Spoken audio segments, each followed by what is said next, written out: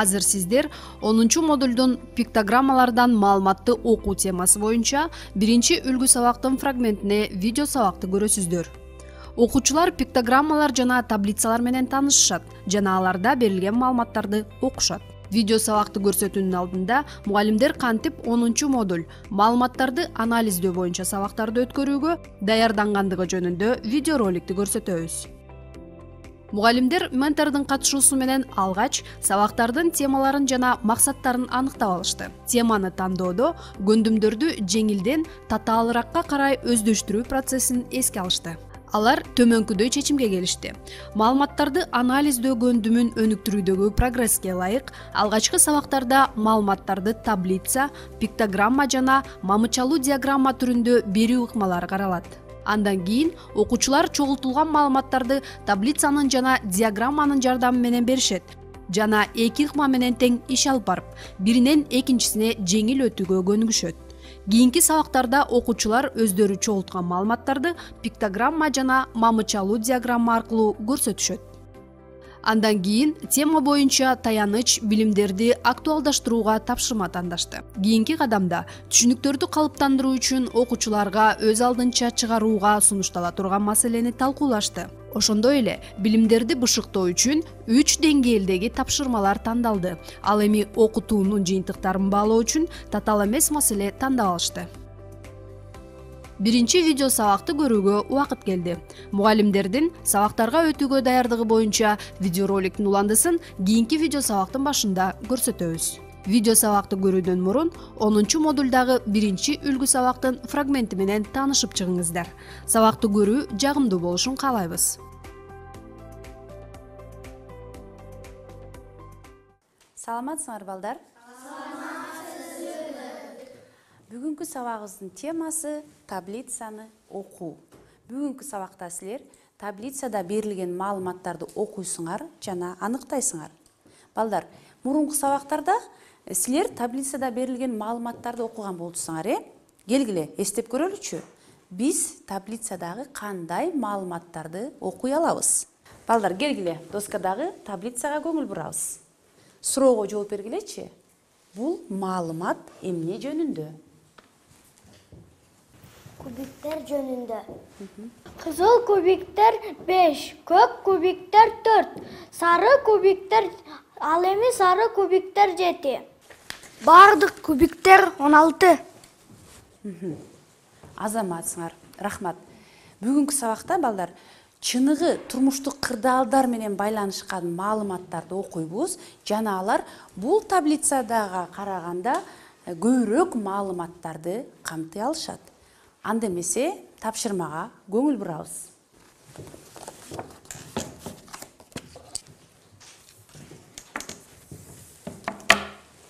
Балдар, таблицага жакшылап көңүл буруп, бул суроолорго жооп бергиле.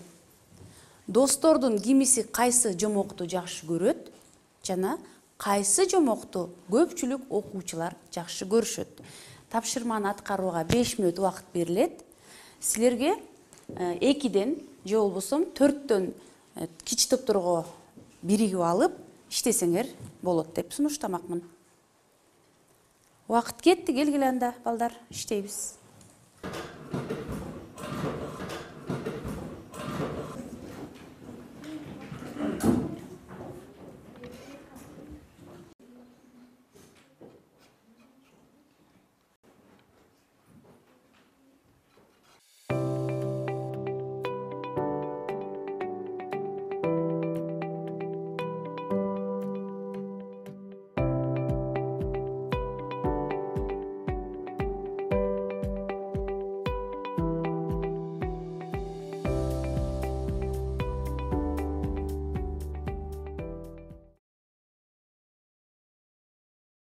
Балдар, бөлүнгөн убакыт соңуна чыкты. Кана биринчи суроого кандай жооп алдыңар? Билал.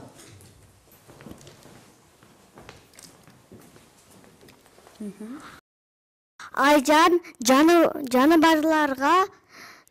жаныбардагы жөнүндөгү сыйкырдуу жомокторду жакшы көрөт. Ника сыйкырдуу жомокторду жана турмуштук жомокторду жакшы көрөт. Данил жана Алмаз жана Данияр жаныбарлар жөнүндөгү жомокторду жакшы көрүшөт. Мария жаныбарлар жөнүндөгү жана турмуштук жомокторду жакшы көрөт. Урмат жаныбарлар жөнүндө жана сыйкырдуу жомокторду жакшы көрүшөт. Азамат, Билал, отура кой. Балдар, Билалдын жообу менен баарыңар макулсуңарбы? Ооба. Анда келгиле, экинчи суроого жоопторду алалы. Кайсы жомокту көпчүлүк окуучулар жакшы көрүшөт? Ким айтат? Фирдауса? Биздин жооп көпчүлүк балдар жаныбарлар жөнүндөгү жомокторду жакшы көрүшөт. Жакшы. Мындай жоопту кантип алганыңарды түшүндүрүп бере аласыңбы? Биз ар бир мамычадагы белгилерди санадык жана салыштырдык. Эмне үчүн балдар жаныбарлар жөнүндөгү жомокту жакшы көрүшөт деп эсептейсиңер? Кошу белгилердин көпчүлүгү биринчи мамычада жайгашкан. Булар жаныбарлар жөнүндөгү жомоктор, аларды 6 дос белгилешкен. Силер ушул топтун чыгарылышы менен макулсуңарбы, балдар? Рахмат, отура кой. Бул топ мамычадагы белгилерди санап чыгарышыптыр, балдар? Ким башкача жол менен чыгарды? Адилет. Мен белгилерди санап чыгып, 1, 2, 3, 4, 5, 6. 1, 2, 3. 1, 2. Мен эсептеп чыгып, аларды жаздым. 6 саны 3 жана 2 сандарына караганда чоң. Көпчүлүк балдар жаныбарлар жөнүндө окуяларды жактырышат. Биздин да класста көпчүлүк балдар жаныбарлар жөнүндө окуяларды жактырышат. Азаматсың. Демек силер белгилерди санап чыгып, мамычанын астына жазып алгансыңар дагы, андан кийин сандарды салыштыргансыңар, Рахмат, отура кой. Балдар, ушул эле тапшырманы башка окуучуга сунуштаганда, ал бардык окуучулар жаныбарлар жөнүндө жомокту жактырышат деп айткан. Силер ал баланын жообу менен макулсуңарбы? Жок. Эмне үчүн макул эмессиңер? Кел, Адилет, айта кой. Таблица боюнча бул жомокко туура келген никанын торчосу бош.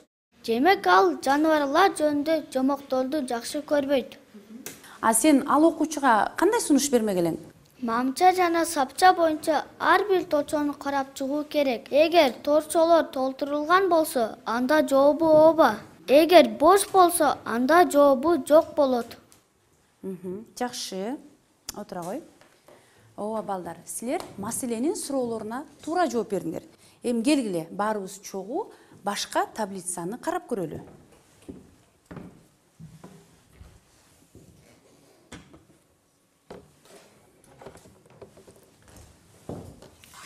Бул таблицада камсыз кылуучулар 3 дүкөнгө жемиштерди алып келишип, кайсы дүкөнгө кайсы жемиштерди жеткиришкенин белгилешкени боюнча маалымат берилген.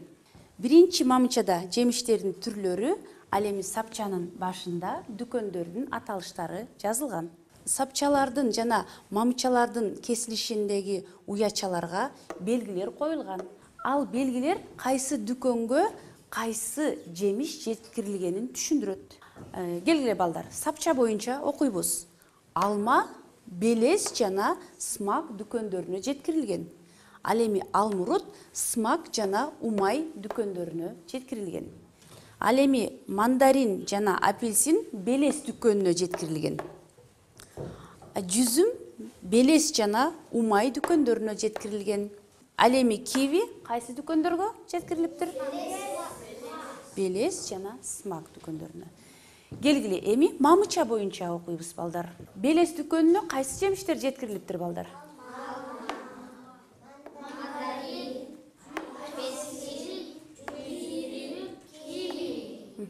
Ал эми сымак дүкөнүнөчү?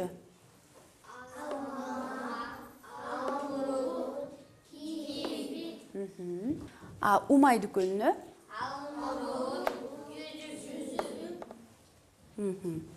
Азаматсыңар балдар. Кайсы дүкөнгө көп түрдөгү жемиштер алып келинген? Ошентип балдар, биз таблица кандайдыр бир маалыматты камтышы мүмкүн экендигин билдик. Алар сапчаларга жана мамычаларга жазылат. Ал эми сапчалар менен мамычалардын кесилишиндеги торчолор кандайдыр бир белгилер менен толтурулушу мүмкүн. Таблицадагы сапча сапчанын торчолорунун мазмунун, ал эми мамыча мамычанын торчолорунун мазмунун түшүндүрөт. Келгиле балдар, анда биз практикалык ишти аткарып, көндүмдөрүбүздү бышыктайлы. Балдар, азыр мен силерге карточкалар таратып берем. Карточкалардагы суроолорго жоопторду дептериңерге жазгыла. Ал эми карточканы дептериңерге чаптап коесуңар.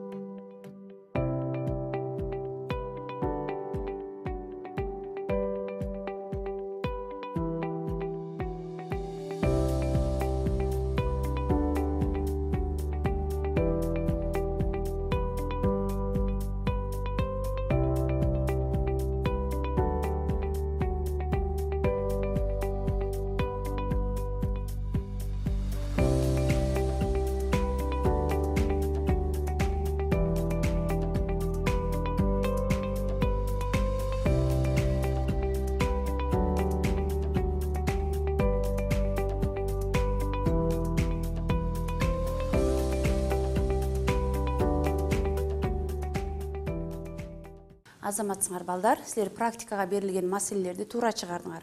Мен байкоо жүргүзүп жатып, тапшырмалар боюнча силердин ишиңерди бааладым. Аны сабактын аягында угузам.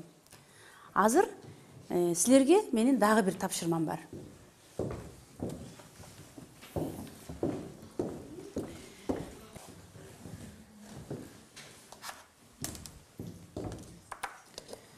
Балдар, таблицаны карасаңар, бул жерде сагын өзүнүн үй бүлө мүчөлөрүнөн жемиштин кайсы түрүн кимиси жакшы көрөрү жөнүндө сурап чыгып, аны таблицага жазып койду. Таблицага жазылгандарды колдонуп, кийинки суроого жооп бергиле. Кана балдар, кайсы жемишти көбүрөөк жакшы көрүшөт экен? Бананды, Азаматсыңар. Балдар, бүгүнкү сабакта силер маалыматтарды таблицада көрсөтсө боло тургандыгын билдиңер. Ошол эле учурда маалыматтарды окуу, түшүнүү, талдоо жана жыйынтык чыгара билүү абдан маанилүү.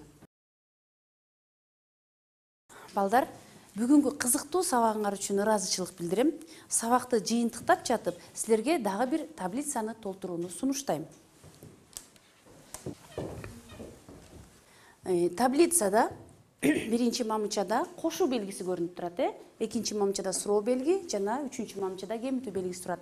Эгерде силер бүгүнкү сабактын темасын жакшы өздөштүрсөңөр, анда кошуу белгиси турган мамычага өзүңөр каалаган белгини койсоңор болот. Эгерде сабакта бир аз суроолор калды, анча жакшы түшүнбөй калдым десеңер, анда суроо белгиси турган мамычага өзүңөр каалаган белгини коесуңор. Ал эми сабакты жакшы бүгүн сабакты түшүнгөн жокмун десеңер, анда кемитүү белгиси турган мамычага өзүңөр каалаган белгини коюп чыгасыңар. Кана келгиле.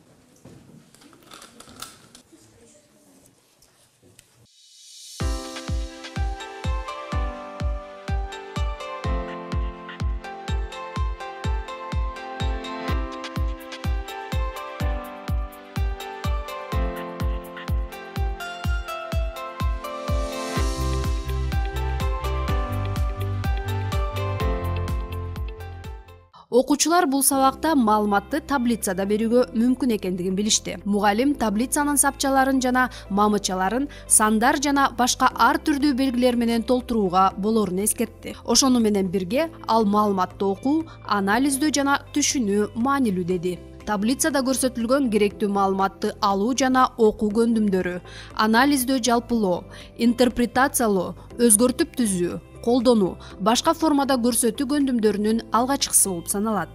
Сабак учурунда бул билимдерди жана көндүмдөрдү өздөштүрүү процесси статистикалык жана маалыматтык сабаттуулукту өнүктүрүүгө шарт түзөөрүн жана негизги мектепте бул курстарды андан ары өздөштүрүү үчүн пропедевтика болуп саналаары мугалимдин эсинде болду.